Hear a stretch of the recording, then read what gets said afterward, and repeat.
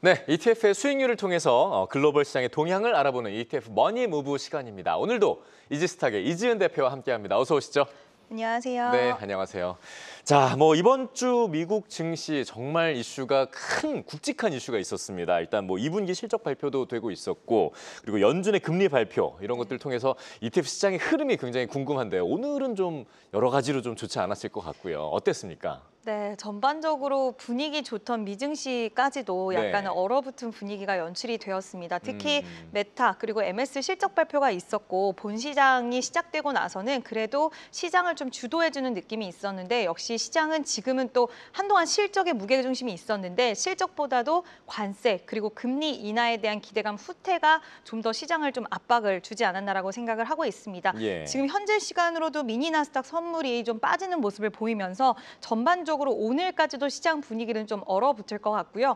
또 PC가 잘 나왔어요. 그러다 보니까 네. 미국에서는 지금 관세 이슈도 있는 데다가 지표들이 굉장히 예상치를 상회하면서 물가에 대한 우려는 커질 수밖에 없는 부분이 있고요. 그러다 보면 금리 인하 기대감은 계속 후퇴할 수밖에 없기 때문에 그에 따른 좀 시장에서의 전체적인 투자자들 심리 자체가 좀 위축될 수 있는 상황이다라고 생각을 해주시면 될 것 같고요. 네. 이러한 현상은 결국 ETF 수익률에도 좀 나타난 것 같습니다. 네. 지난주까지만 해도 수익률이 보통 60에서 70은 넘어갔었거든요. 네. 근데 오늘 로켓랩 2배 T렉스가 지금 ETF 수익률 1위를 차지했는데 34%의 수익률을 보이면서 상대적으로 전체적으로 좀 안 좋은 ETF 수익률이었다라는 부분들 좀 정리를 할 수 있을 것 같고요.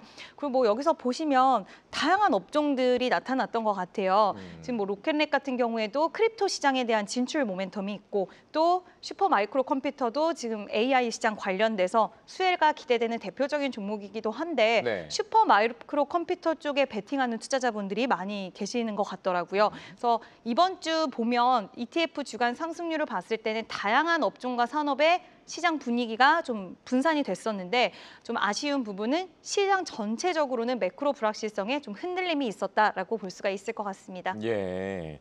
야, 일단 자릿수도 저는 세 자릿수가 주로 자주 보였는데 오늘은 네. 이제 두 자릿수만 보이는 것도 좀 마음이 아프네요. 자, AI에 대한 기대감도 지속이 되고 있습니다. 일단 관련 종목들의 ETF 수익률 상위를 좀 차지했는데 이 중에서 이제 대표님이 좀 눈여겨보는 상품은 어떤 게 있습니까?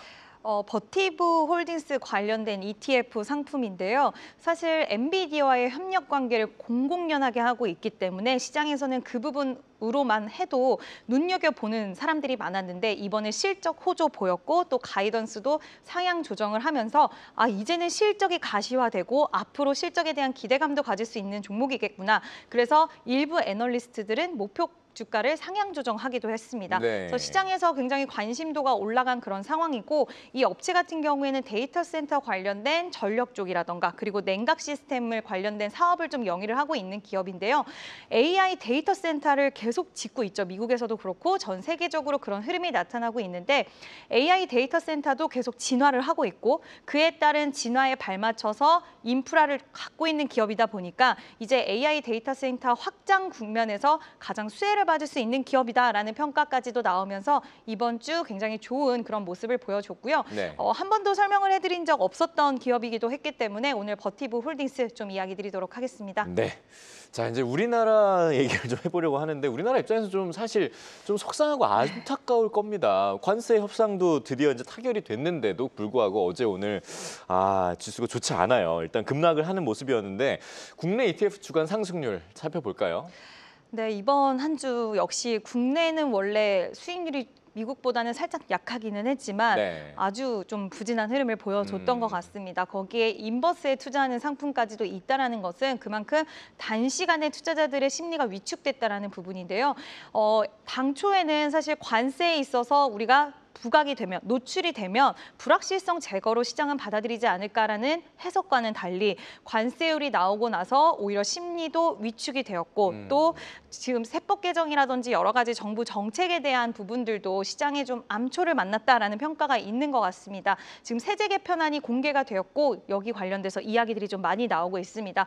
오늘 양시장 모두 3% 이상의 급락이 나오면서 한 번에 시장의 분위기가 확 얼어붙어 버리고 말았는데요. 네. 뭐 일본 그리고 중국과 비교했을 때 유독이 많이 빠진 모습을 봤을 때는 아무래도 세제 개편안 관련돼서 투자자들의 심리 위축이 가장 큰 영향이 아니었을까. 그리고 외국인 투자자들의 대량 매도, 기관의 대량 매도가 시장을 좀 밑으로 끌어당긴 것 같습니다. 네. 근데 주간 상승률 상위를 보면 결국 이번에 관세 협상에서 가장 큰 키워드, 그러니까 우리나라가 협상 카드로 쓸 수 있는 가장 큰 산업은 결국 조선이었다라는 것을 다시 한번 좀 증명을 해냈고, 미국 테크 쪽이라던가 뭐 아시는 M7 기업들이 대체적으로 있어요. 네. 아무래도 실적 발표 시즌이다 보니 M7 기업들에 대한 실적 기대감이 좀 시장에서 상승률을 끌어당겼다라고 볼 수가 있을 것 같고, 2차 전지 관련해서 분위기가 좋았었는데 또 다시 인버스 상품이 나왔습니다. 물론 단독 보도이긴 하지만 LG 에너지 솔루션이 테슬라양 수주가 좀 지연됐다라는 소식이 나오면서 이 부분이 좀 심리를 위축시키지 않았나라고 생각을 하고 있고요. 글로벌 전력 인프라는 역시나 우리가 AI 시장과 맞물려 있다 보니까 또 이에 따라서 수익률에 대한 부분들이 굉장히 좀 상위권을 그래도 차지하는 모습 보여줬습니다. 네, 오늘 앞서서도 저희가 신재생 에너지 관련해서 이제 다뤘었는데 또 링크가 돼 있고요. 뭐 말씀하신 것처럼 지금 조선주가 이제 동반 강세였는데 1위를 차지했네요. 그나마요. 네, 동반해서 상승이 당연히 좀 나올 수밖에 없는 이유는 초반에 관세 관련돼서 우리가 협상 카드로 조선이 쓰일 것은 알고 있었지만 이게 재료 노출이 되면 오히려 관세에 대한 불확실성이 있었던 자동차, 반도체가 올라오고 조선은 세론이지 않을까라는 일각의 시각도 있었는데 시장을 그렇게 해석한 것 같지는 않습니다. 역시 관세 카드 그리고 앞으로 미국을 등에 업고 더 산업이 커지는 부분에 있어서 기대를 하는 것 같고요.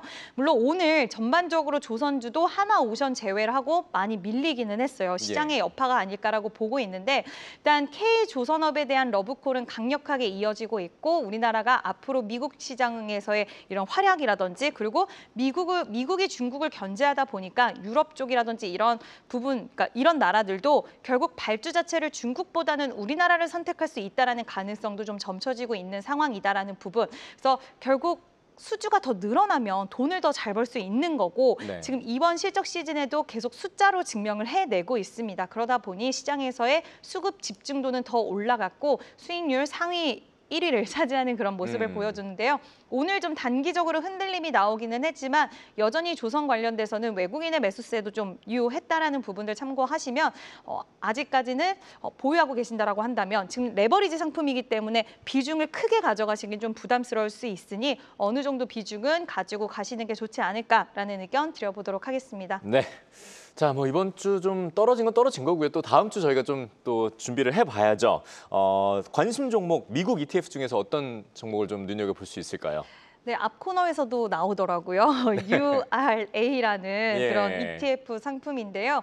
원전 관련된 모멘텀을 보유하고 있는 그런 회사인데 글로벌 우라늄 관련된 ETF 상품입니다. 사실 트럼프 대통령도 AI 데이터 센터를 계속해서 건설하는 데 있어서 그리고 AI 패권 전쟁에 있어서 우리가 이 부분을 가지고 오려면 전력에 대한 부분이 가장 중요하다. 원활한 공급이 중요하다 이야기를 하면서 원전에 대한 중요성을 집중적으로 이야기를 하고 있고 2050년까지 원전을 4배로 확대를 시키고 그리고 2030년까지 원전 10기를 건설 추진하겠다라고 이야기를 했습니다. 규제에 대해서도 대폭 규제를 완화시켜주면서 시장의 참여도라든지 이런 부분도 올라갈 수밖에 없는 상황이고요.